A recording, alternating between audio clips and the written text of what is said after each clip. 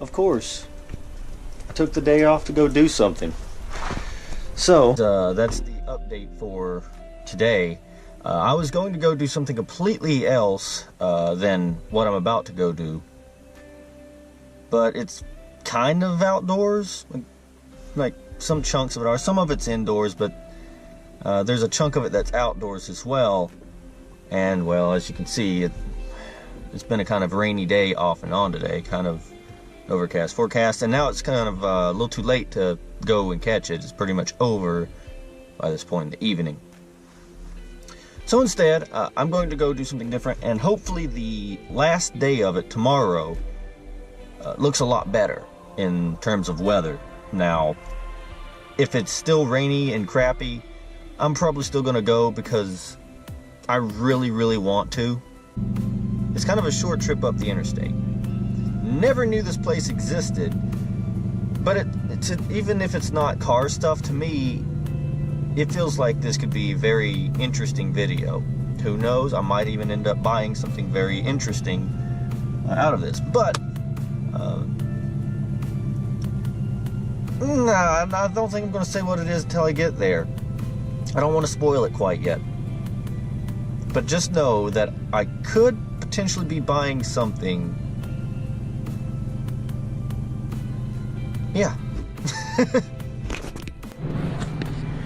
The sheer number of times that I've just had to turn right is nuts to me. But I believe we're almost there. I wish I was filming, but my GPS was just off the chain with it. Just in 0.01 miles, turn right, and then turn right, and then in 0.01, turn right, and then turn right. And I was like, okay, why don't you just tell me, go in a spiral pattern? No, it was nuts. It was really about like that, though. I mean, it was a lot of rights. I might have one more right left.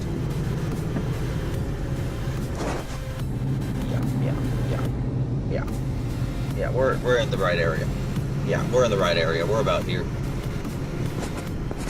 Well, I did reach my destination. I am sure of that. But it's kind of janky. It's like I'm on my parking. I put my parking brake on as well. Just for the sheer fact, I feel like I'm on a launch pad right now, and I think that I'm parked okay. I think I'm allowed to park in this general spot. But if I can't, I'm sure they'll tell me to move my ass. But right now we're just kind of winging it. But basically, where we're at is this collection of warehouses. And within these warehouses, you can buy liquidation pallets. So it can contain a whole bunch of returned customer goods and overstock goods and stuff like that on a pallet. And you don't know really what the condition of what's in the boxes are, but generally speaking, they should be in okay condition. They could be missing a part or two or something like that, but they're generally in working order, put it that way. And you get them for a cheap price. It's a big bundle of stuff. You can get I don't know, whole toolboxes of tools and stuff, and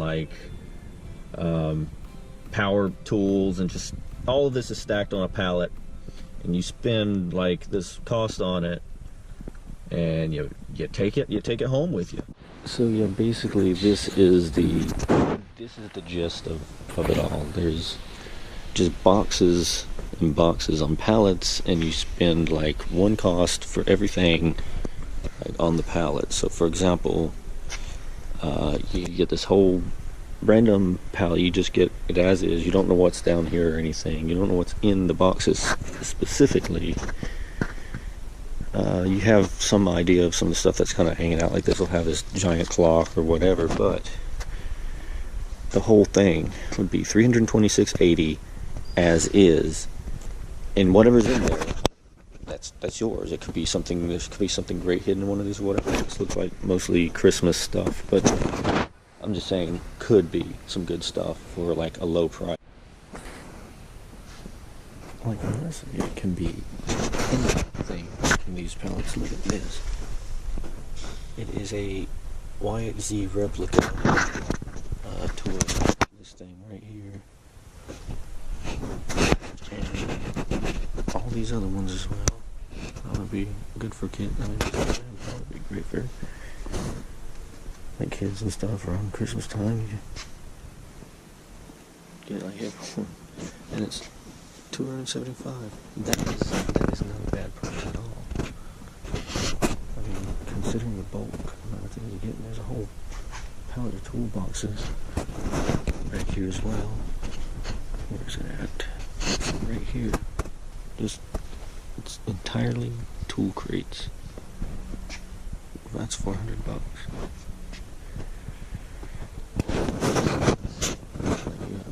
Saves. Got a bunch of weights. Just literally anything. I saw one back there full of random automotive stuff as well. Mostly it looks like care products and stuff for your car and stuff. Nothing has quite jumped out quite yet. Even if it did, I'd probably have to come back later. It'd probably be gone.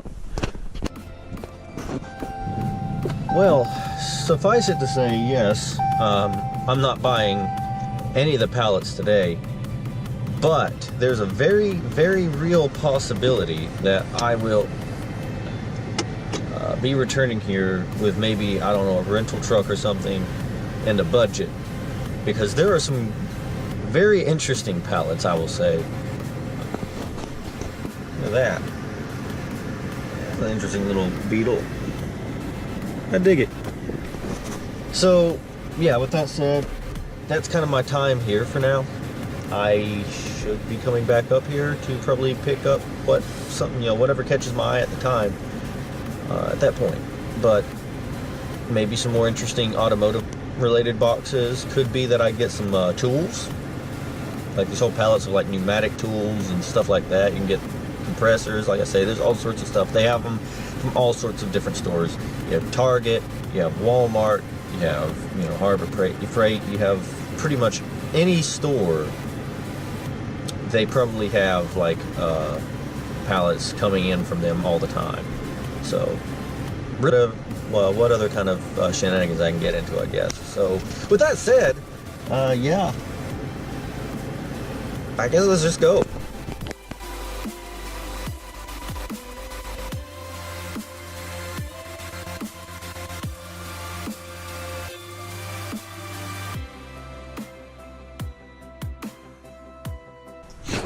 So I decided to come back home after I finished my meal at Lexington Barbecue. It was a good meal. I liked it. I enjoyed it.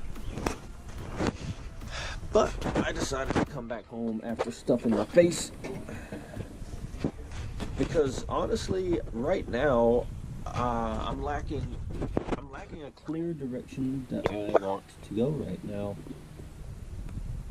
In terms of just kind of what I'm aiming to do. My car over here, I have a few things in mind that I might pull the trigger on one of here somewhat shortly. But basically I have a few options on some stuff that I can do, or on something that I could do. I just don't know which thing I want to choose to do. Also, I think this is another one of those things that I filmed with the intention of putting into a video, but I didn't have enough actual content to actually make a video with. So I'll just add it onto this one. My car here, in case you were wondering about the tires. So yeah, I did get new tires on. I went with the Tiger Paul GT Z all-season tires this time instead of the BF Goodrich's. The BF Goodrich's, when they were brand new, were so smooth. They were so dang smooth. Like, just butter, okay? They were just butter smooth. I'm not saying that these are rocky by any means. They're not really rocky, but you do notice a little bit of, a little bit more of the tire, or road kind of vibrations as it catches. And it's you know, it's definitely the tire and not like some imbalance or anything. It's nothing like that. It's the tire's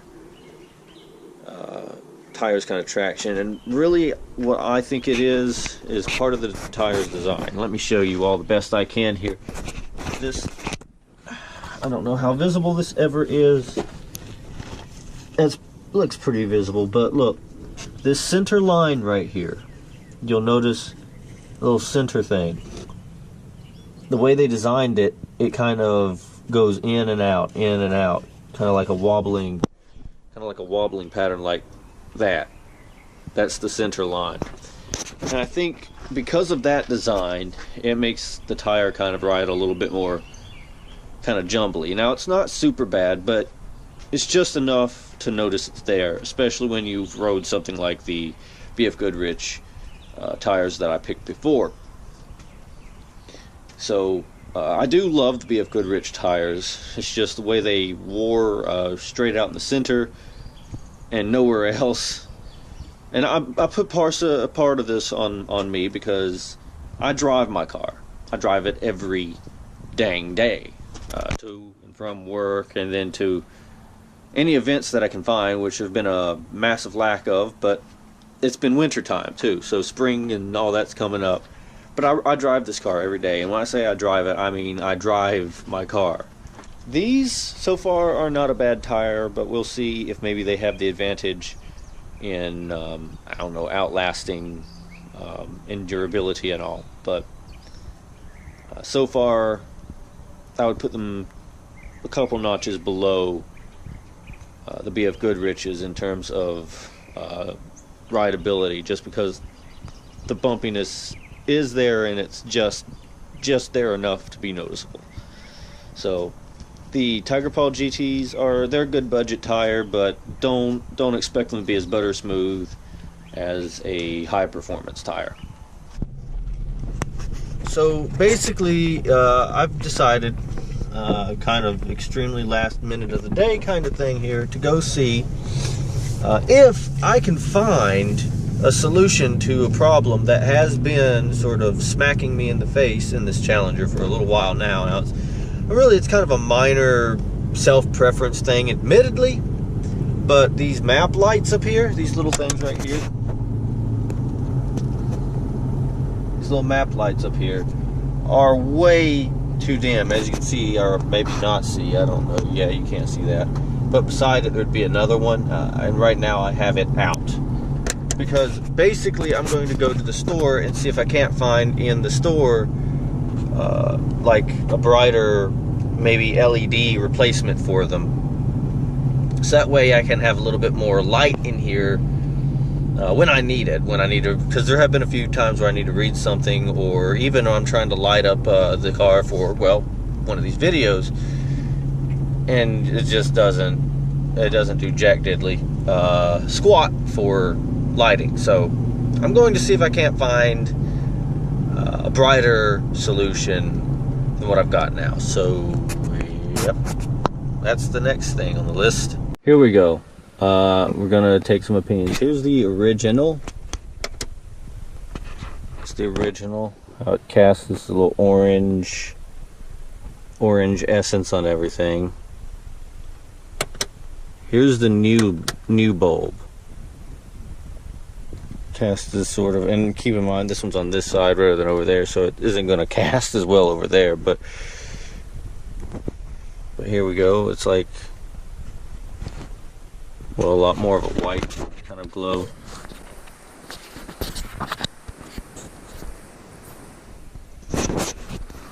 And I don't know, maybe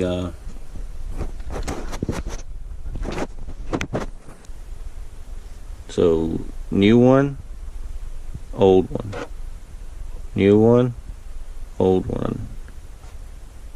Like the old one is kind of this dull, sickly, annoying orange. No, I'm not talking about the show. Don't even go there. We ain't even talking about. I'm considering maybe removing the little extra metal piece. That's what I'm going to do with this one right quick. I'm going to install it. I'm going to leave the little heat shield thingy out of it. It's like right there. You can kind of see the back end of it right under my finger right there. And what it does is, well, it keeps the heat of the bulb from melting the plastic and all that good crap. And it also blocks some of the light from getting into the cabin. So maybe, just maybe, I'll remove that as well. I don't know. We'll just keep them in the glove box if I do. But we're going to have a side-by-side here next. So this is the one that I just installed a while ago, like with the heat shield and stuff. The one on the driver's side. Right. This is the one that I just now installed without the heat shield on it. I would say that illuminates much better without that little metal piece in the way. And honestly, I'm not driving with these on for a super extended amount of time, so an LED shouldn't have enough time to even come close to, even for extended duration, shouldn't have enough time to heat up to a point that it's going to melt any plastic and stuff in the time that I would be using these for. So I think that's exactly what I'm going to do. I'm going to take the little metal pieces. This is what I was talking about right here. The little metal, it's like a little metal insert. It goes like right behind the light right there. If you like the video, as random and all over the place as it was, you go ahead and hit the like button, hit the subscribe button, and yeah, turn on notifications with the notifications bell down there as well. And you can follow me on my Instagram, linked in the description below. We are now Fierce Gears, just as a reminder for any of you who haven't seen it yet. I now go by Fierce Gears on Instagram and on here on YouTube. Anyway, I'll see you all in the passenger seat next time.